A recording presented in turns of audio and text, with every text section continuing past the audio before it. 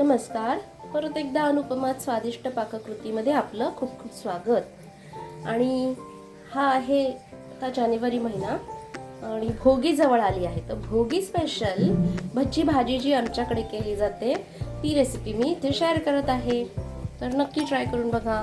आता ह्याच्यासाठी काय करायचं, तर सीझनल ज्या भाज्या आहेत ना त्या सगळ्या आपण छान फ्रेश घ्यायच्या आहेत. पहा, मी इथे ही कांद्याची पात धुवून स्वच्छ घेतलेली आहे आपल्या आवडीनुसार.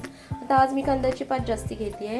हा आंबट चुका मिळतो थोडासा, एक मूठभर येईल असा. आता हा धुवून मी चिरून घेईल. तसेच हा इथे पालक आहे 1 ते 2 मूठ आणि 1 ते 1.5 मूठ अशी मेथी घेतलेली आहे. शिवाय फुले मटार आहेत आपल्याकडे, एक टोमॅटो आहे चिरून घेतलेला, एक मोठं गाजर असं मी छान यातला मधला भाग काढून घेतलेला आहे आणि असे हे छान याचे आता बारीक तुकडे करून घेणार आणि एक शेंगदाणा. प्लस तुम्हाला आवडत असतील तर घेवडा वगैरे पण ज्या असतात त्या भाज्या तुम्ही घेऊ शकता. हरभरे पण घेतलेत मी इथे तुम्ही बघू शकता. इथे मी तूर डाळ 1 वाटी आणि अर्धी वाटी चणा डाळ अशी एकत्र स्वच्छ धुवून घेतलेली आहे. अर्धा तास झालं मी ही भिजवली आहे आणि त्याच्यात मी हे ओले हरभरे टाकले आहेत. बघू शकता तुम्ही असे ओले हरभरे याच्यामध्ये. आणि खूप सुंदर ही भाजी होते. भाकरी बरोबर, भाताबरोबर अतिशय छान लागते. थंडीत अगदी 1 ते 2 दिवस तुम्ही ठेवू शकता. दुसऱ्या दिवशी पुन्हा फोडणी घालून तर चव याची अगदी खूप छान लागते. तर मग चला, आता भिजवलेला आहे. आता त्याच्यामध्ये एक एक करून मी हे प्रथम इथे ही कांद्याची पात घालते, टोमॅटो घालते याच्यात, नंतर इथे गाजराचे तुकडे घातले तिथे आणि हे वटाणे. हे सगळं आता बाकीच्या भाज्या मी धुवून अशा बारीक हातानेच तोडणार आहे. एवढी मेथी आहे साधारण, तर ह्याचे बारीक तुकडे करणार आहे आणि चुका मात्र चिरून घेणार आहे आणि पालक पण स्वच्छ धुवून चिरून घेणार आहे. इथे हा पालक छान स्वच्छ धुवून चिरून घेतलेला आहे. वटाणे पण मी जस्ट भिजवून घेतलेले आहेत. वटाणे कुकर मोठा वापरावा लागेल तुम्हाला, कारण की भाज्या जवळजवळ निम्म्यापेक्षा जास्ती भाज्या इथे होतात त्याच्यात.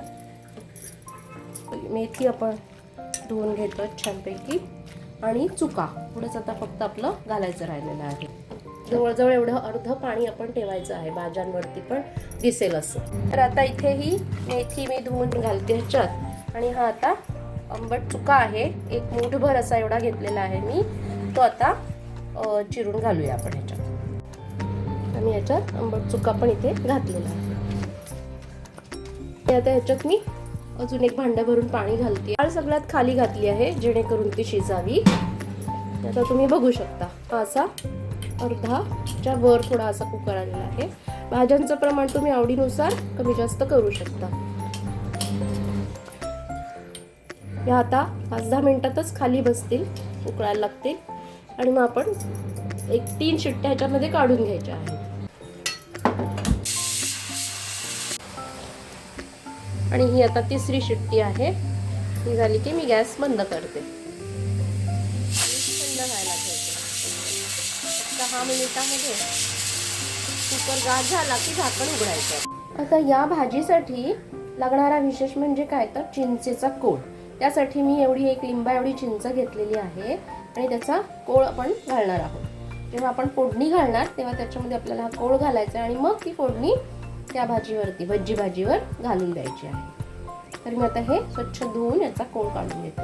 तसं दुसरा एक पदार्थ म्हणजे मी इथे हे 2 चमचे बेसन घेतलेलं आहे आणि हे बेसन आपण घालणार आहोत. का तर आपण जेव्हा सगळ्या ह्या मिरच्या वगैरे घालणार त्यावेळेस त्याची चव मिळून येण्यासाठी आपल्याला ही पेस्ट लावायची आहे.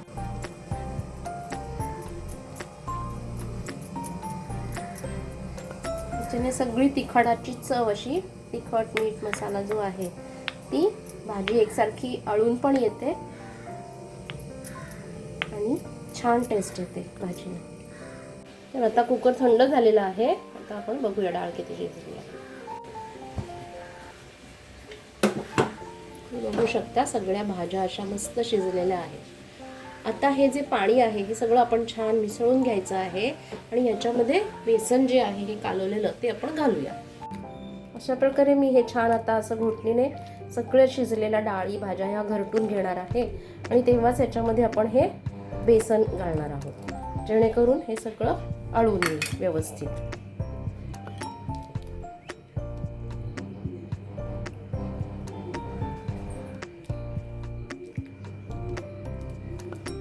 मी आता हे करून उकळायला ठेवते पुन्हा.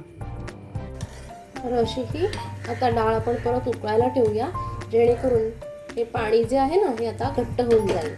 पण आपण बेसन लावलं आहे आणि आता इथे हे उकळतीये, तोपर्यंत आपण इथे छान जरा चांगलंच तेल घालायचं. ह्याच्यात 2 ते 3 मोठे चमचे असे तेल आपण घालायचं आहे. कढीपत्ता घेतला आहे, 7-8 लसणाच्या पाकळ्या घेतल्या आहेत, तसेच इथे हा चिंचेचा कोळ आहे आणि इथे हे हिंग आहे आणि 2 मोठे चमचे अशी ही मिरची पेस्ट घेतली आहे. इथे तिखट मिरच्या आहेत थोड्याशा, ह्या अशा मिरची पेस्ट इथे घेतलेली आहे. तर आता मी याच्यात तेल घालते.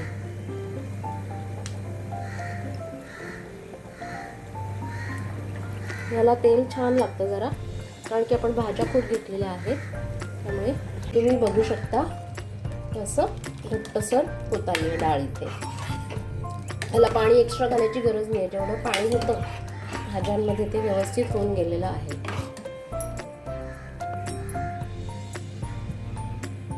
ते तापलंय तर मी आता मोहरी घालते, जिरे,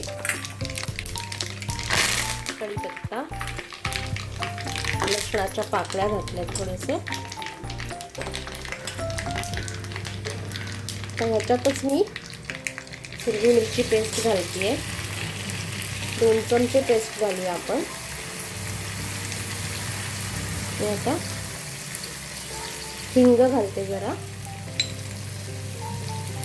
आणि गॅस बंद करायचा आहे.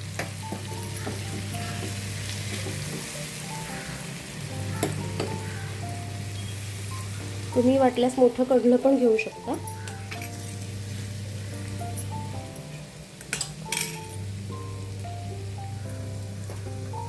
हिंग घातल्यानंतर आता मी याच्यात हळद घालते, जेणेकरून छान रंग येईल भाजीला.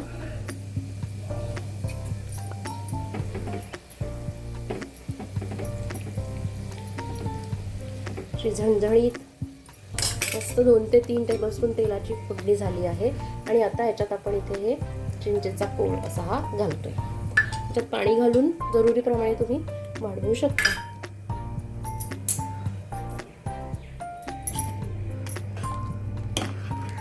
आता भाजी पहा, थोडीशी आळत आली आहे भाजी. एवढी आपल्याला अशा कन्सिस्टन्सीची भाजी हवी आहे, जी आपण भाताबरोबर पण घेऊ शकतो आणि यासोबतही. आता महत्त्वाचा घटक म्हणजे मीठ घालायचे. ते आता शिजल्यानंतर मीठ घालते चवीप्रमाणे.